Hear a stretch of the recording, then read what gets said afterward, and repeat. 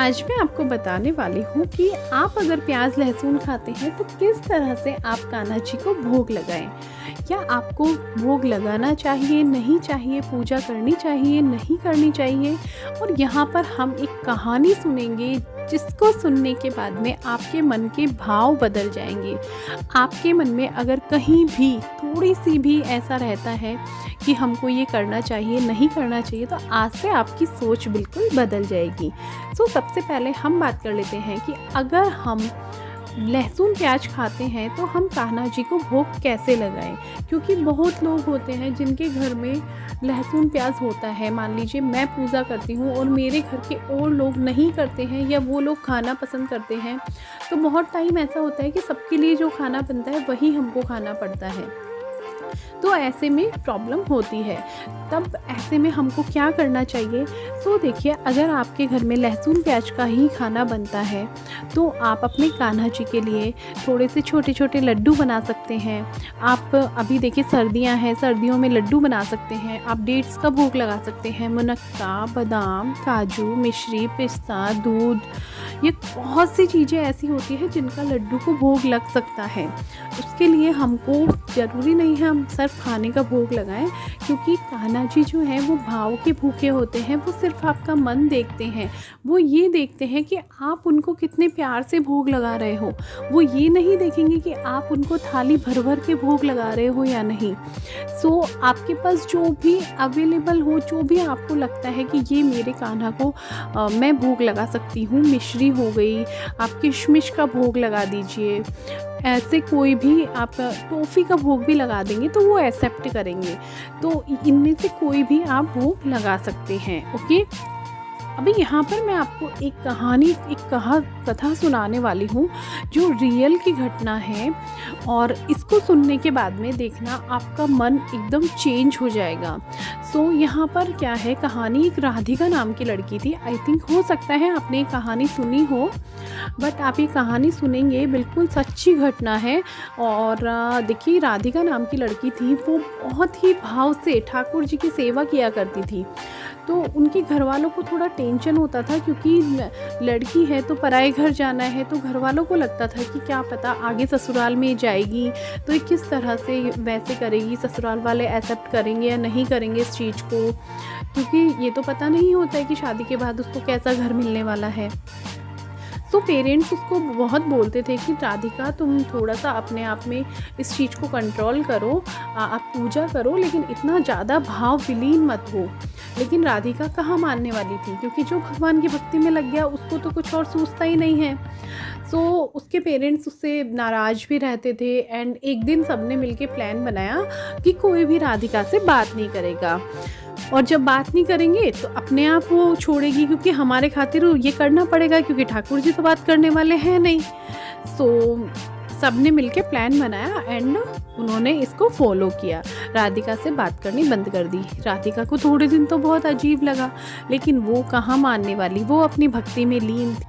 तो वो अपने जाती किचन में कान्हा जी के लिए भोग बनाती अच्छा, और उसके बाद में वो आ जाती और भोग लगाती। वो लहसुन प्याज भी नहीं खाती थी, क्योंकि कान्हा जी को जो भोग नहीं लग सकता वो खुद भी वो नहीं खाती थी। घर वालों ने उसके बाद में क्या किया कि इसको तो फ़र्क ही नहीं पड़ रहा है, तो उन्होंने राधिका को किचन में आना ही बंद करवा दिया। उन्होंने बोल दिया कि तुम किचन में एंट्री नहीं होगी तुम्हारी, और तुम किचन में नहीं आओगी। तो फिर सबको लगा कि किचन में नहीं आएगी तो भोग कैसे लगाएगी। तो राधिका ने सोचा, बहुत टेंशन में आ गई कि अब मैं क्या करूं। फिर राधिका को ध्यान आया, राधिका के घर में गाय थी।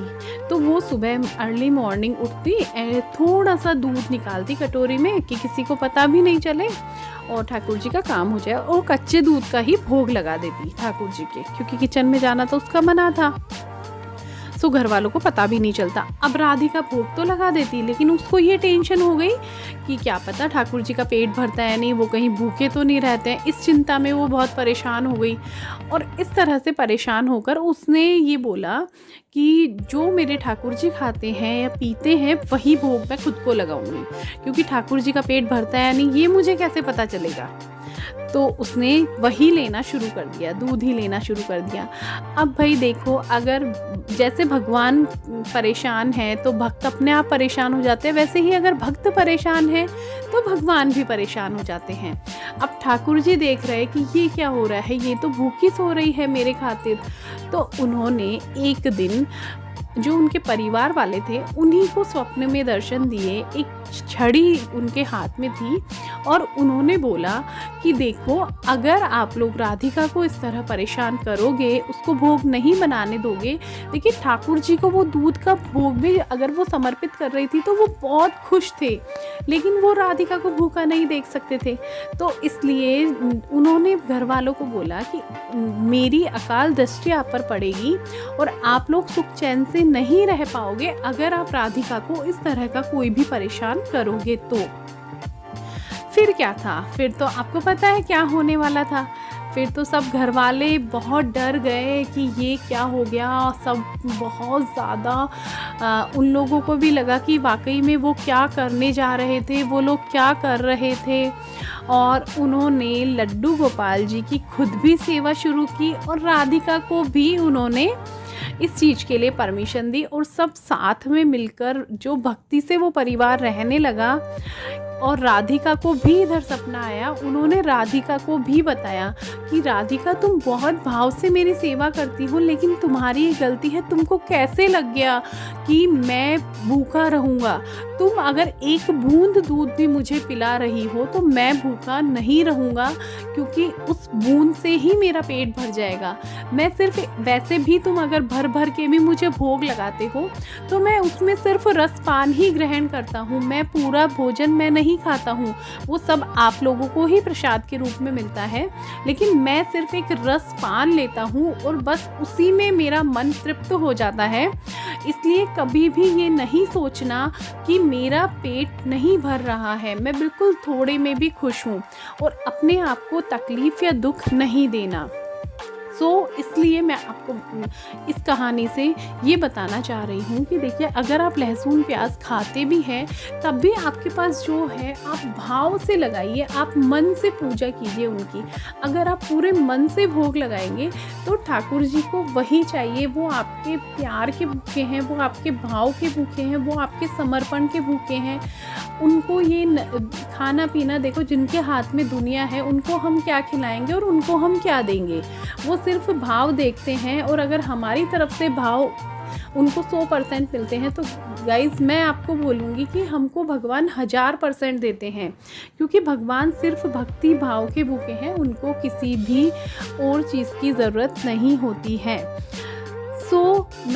मैं यही बोलूँगी, अगर पूजा कर रहे हैं तो पूरे भाव से कीजिए, पूरे मन से कीजिए, पूरे समर्पण से कीजिए। अगर आपके पास टाइम नहीं भी है, लेकिन जितना टाइम आप ठाकुर जी को दे रहे हैं वो टाइम सिर्फ उनके लिए रखिए।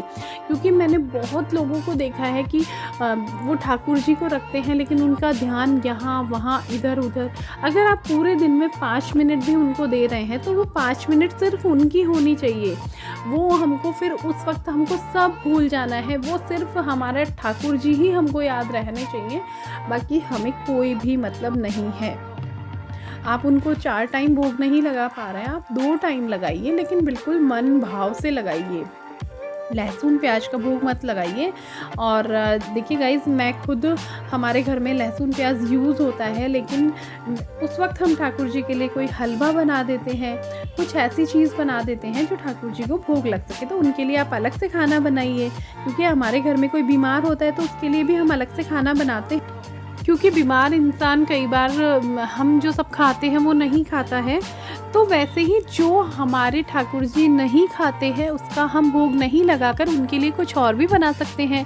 तो आप भले ही आटे, बेसन, सूजी का हलवा बना दीजिए, कुछ भी बना दीजिए आप साइड में, आप वो बना सकते हैं। या फिर आप दूध का भोग लगा सकते हैं, मिश्री का लगा दो, आपके पास जो भी कुछ अवेलेबल हो। ठाकुर जी आपको ये नहीं कहते कि आप उनको 56 भोग का भोग लगाओ और तभी वो खुश होंगे, नहीं। उनको सिर्फ भावना ये देखते हैं। और भले ही आपके घर में अगर 1 चम्मच शहद है तो आप उसका भी भोग लगा सकते हैं, वो उसमें भी खुश हैं। आप चाय का भोग लगा दो, वो उसमें भी खुश हैं। लेकिन पूरे मन से करो, मन से उनकी सेवा करो और मन से उनके लिए जितना टाइम निकाल रहे हो पूरा निकालो, भक्ति करो, आराधना करो, सब कुछ पूरे मन से करो, पवित्रता से करो और पवित्र मन से करो। बस यही सब ठाकुर जी को चाहिए होता है हमसे, और कुछ नहीं चाहिए उनको। वो तो हमको सिर्फ देते ही देते हैं, लेते कहाँ क्या है हमसे, वो कुछ भी नहीं लेते हैं। सो गाइस, उम्मीद करती हूँ आपको वीडियो अच्छा लगा होगा। वीडियो अच्छा लगा है तो वीडियो को लाइक करें, शेयर करें, चैनल को सब्सक्राइब